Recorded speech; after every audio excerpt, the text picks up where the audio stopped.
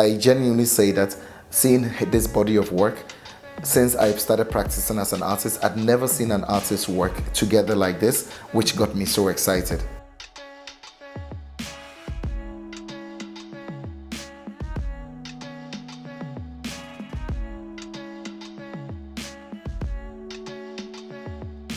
It's interesting because I didn't know Madame Zou's work until I came here.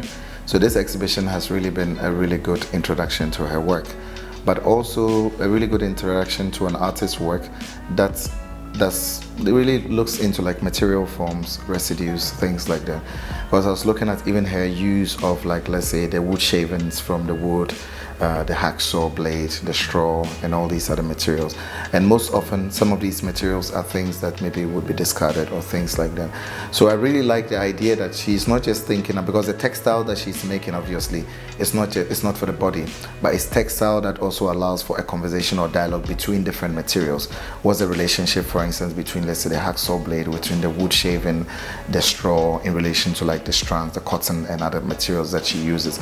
And I think when I heard that she had that was a title for a work that she had done, and also in relation to the community projects that she was doing, I didn't want to think about it only in relation to the human beings, because when you think about a title like that, soon I'll weave you all together, and there's a tendency to somehow think about the connection to human forms. But I like to think that her work and her mind is also somehow looking at the ecological forms. So like looking at the ecosystems within her work, the relationship between all the materials that she's working with.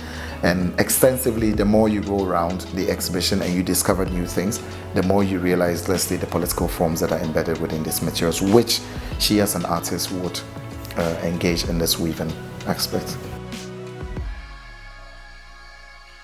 It's the difficult one, but I think I like the second room. When you go into the second room and you go towards the right, there is this black work which is on the wall, and there's something really special about it, also with regards to like the subtleties and the form, because there are many different textures, because she's basically working with like textile that is already woven, and then she's somehow maybe twisting and then re-stitching it and things like that. I thought it was really interesting. Of course, I love all the other works, but some of them have so many different kinds of details. But sometimes I also like it when the work is just flat and there's one specific detail that you're looking at, but each time you look at it, it opens up other, like, more and more possibilities, like within like just the flatness of it. I think the entire exhibition is very moving, because first and foremost, you have someone who's invested his money into collecting an artist's work, who's invested money into building a foundation, and then dedicating, being like working with curators and being that courageous to dedicate, let's say, like so much energy and into showing this kind of work to the public. Because I've seen already all these young people when we went to the photography museum, and then now here, like seeing all these young people who are trooping in. Imagine the kind of access that they're going to have to a character like Madame Zou, who came from here, who is just like them, and how that can have an effect on them with regards to even how they think about themselves in relation to, let's say, the culture within the region. So for me, it was just a reminder of the fact that even when you come from a background or a certain tradition, and then you're a painter or a sculptor, with regards to how you use forms and mediums, it could be so rich and diverse.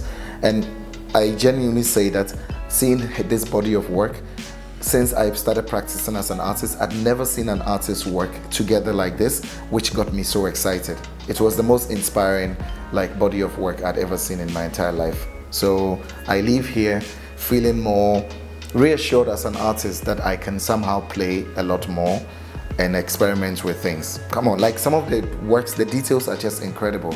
And I'm beginning to think, I wish I could go back into her mind to think, of course, she's working with a community of people and all that, but just to think about the decision-making process. Where do you stop? How do you weave this into that? How do you bring the computer, the motherboard, the chips into it? How do you bring the straw into it? There's so many details. And I was making so many jokes at the same time, especially with the work with the bones. And I was like, oh, in Ghana and Nigeria, if she was in Ghana or Nigeria, she wouldn't have the bones to do her work because we eat everything. The bones don't remain. Yeah, or the wood shaving. I'd be like, oh, in Ghana, I would have used this to set fire to cook or something like that. But this is enriching because this is an artist who is coming from a society and she is using everything that is within that society in order to be able to make these really powerful works that cut across the entire world.